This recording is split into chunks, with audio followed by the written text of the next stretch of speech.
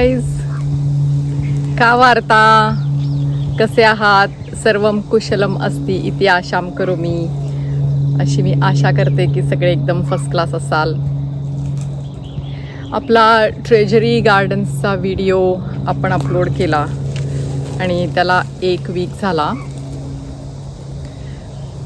तर या 1 वीकमध्ये मला इतक्या लोकांनी फोन केले, मेसेजेस केले, सजेशन्स केल्या आणि कॉमेंट्स लिहिल्या. खूप जणांनी शुभेच्छा दिल्या आणि खूप जणांनी आशीर्वाद पण दिले आपलं हे प्रोजेक्ट पुढे चालू राहावं म्हणून. तर थँक्यू हा शब्द तेवढ्या प्रकारे माझ्या भावना नाही पोचवत आहे, म्हणून मी ॲक्च्युली ऋणी आहे असं मी म्हणेन. उपकार आहेत माझ्यावर. कारण मी जेव्हा विचार आला हा डोक्यात फ्यू वीक्स अगो की आपण हे करूया, पण खूप वेळा करूया मग नको करूया नको करूया, त्या ह्याच्यातनं बाहेर पडून मी एक पहिलं पाऊल घेतलं. त्यामुळे त्या शुभेच्छा, ते मेसेजेस, ते फोन कॉल्स, ह्या सगळ्यांसाठी मी खूप ऋणी आहे. खूप उपकार आहेत माझ्यावर, कारण त्याच्याने मला पुढचं पाऊल टाकायला बळ मिळालं. म्हणून कृतज्ञता व्यक्त करण्यासाठी मी हा व्हिडिओ करते. खूप जणांना प्रश्न पडला की त्या व्हिडिओच्या सुरुवातीची क्लिप्स, त्यातले फोटो कुठले कुठले आहेत असं. तर पहिला फोटो जो आहे समुद्राचा, तो मेलबर्नचा समुद्र आहे. दुसरा फोटो जो आहे तो आपल्या लाडक्या शिवाजी राजाचा आणि गडांचा राजा आणि राजांचा गड, असा राजगड त्याचा आहे.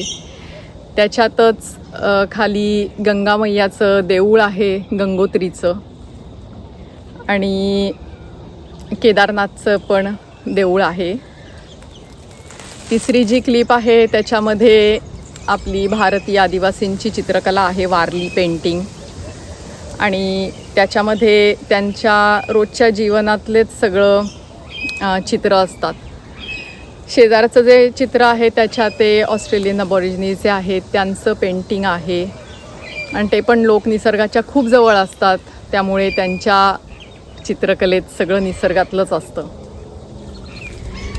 आणि त्याच्यानंतरचा जो फोटो आहे तर तो गोमुख तपोवनच्या ट्रेकमध्ये आम्हाला एक पर्वत दिसला, आणि पटकन त्याच्याकडे बघता असं तो गणपती बाप्पा आहे असं आम्हाला वाटलं. म्हणजे मला वाटलं, माझ्या मागनं माझी मैत्रीण चालत होती, ती माझ्यासमोर आमचा ट्रेकचा लीडर चालत होता. नंतर आम्ही एके ठिकाणी भेटलो आणि तो विषय निघाला असेल की अरे हां, मलाही तसंच वाटलं. तो आहे. आणि मग बाकी समुद्रात मिळणारी दगडं आहेत, तळं आहे. त्यातला एक फोटो काश्मीरच्या लेकचा पण आहे. तर तुम्ही नीट झूम इन करून बघा, कारण ते लेक आहे हेच कळत नाही, कारण इतकं क्लिअर पाण्याचं तळं आपल्याला बघायची सवयच नसते.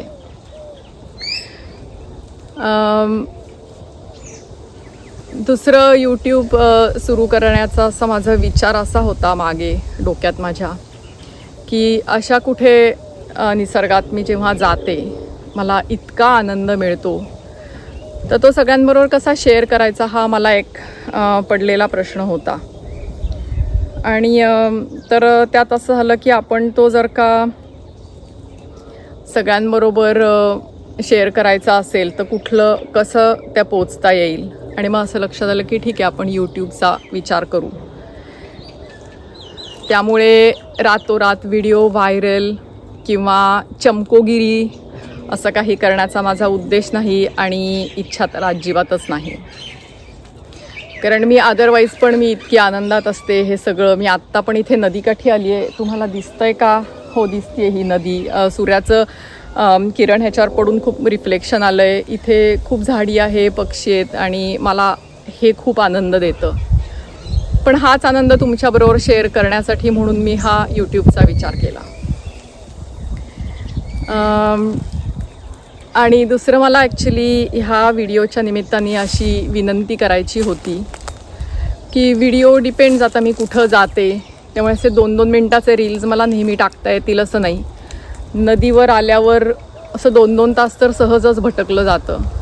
तसं छान काही दिसलं तर मी ते कॅप्चर करेन आणि तुमच्यापर्यंत पोचवेन. त्यामुळे व्हिडिओ कदाचित लांब होऊ शकतात काही, पण तसं झालं तरी नो स्ट्रेस, कारण तो काही एकदम बघितला पाहिजे असं काही नाही. तुम्ही आज 5 मिनटं बघा, 2-4 दिवसांनी वेळ झाल्यावर पुढचा 4 मिनटं बघितला तरी चालेल.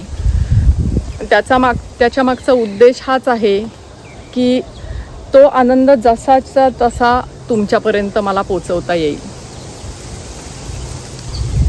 ठीक आहे, एवढंच सांगायचं होतं मला. आणि तुम्ही असंच खूप कमेंट्स आणि हे सगळं केलं त्यामुळे मला खरंच खूप मी भारावून गेले, कारण मला एवढं ॲक्च्युली अपेक्षित नव्हतं. त्यामुळे मी खरंच मी कृतज्ञ आहे. आणि यापुढे मी प्रयत्न माझा तोच आहे की उत्तमात उत्तम द्यायचं, आणि त्या दृष्टीने मी प्रयत्न करेन. अत्र विरमामः. आता आपण इथे थांबूया. पुनर्मिलामः. परत भेटू अग्रिमे सप्ताहे, पुढच्या आठवड्यात. तावत्पर्यंतम शुभम भवतु.